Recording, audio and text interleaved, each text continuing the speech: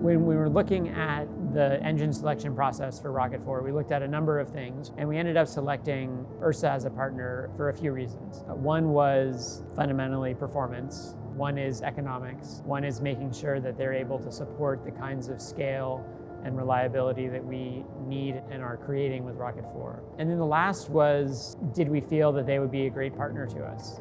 Ursa Major is a propulsion expert. That's what we do. That's what we want to be the best at. And so we are solely focused on propulsion so that Astra can solely focus on the vehicle. And we'll join forces to make sure that those two things work together.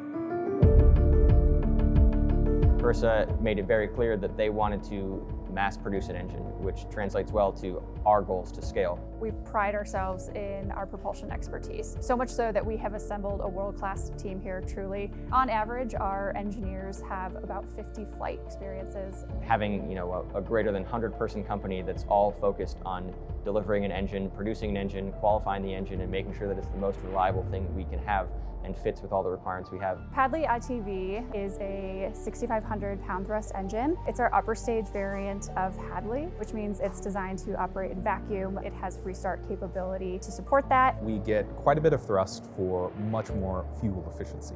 To simplify the manufacturing of Rocket 4, both the first stage and the second stage share the same tank design. This predicated the upper stage to use a common dome. And as such, the dome diameter, or the entire upper stage diameter, is identical to the first stage at 72 inches. That carries much more fuel, gives you much more propellant to work with. And so we can manufacture it on the same tooling with the same processes.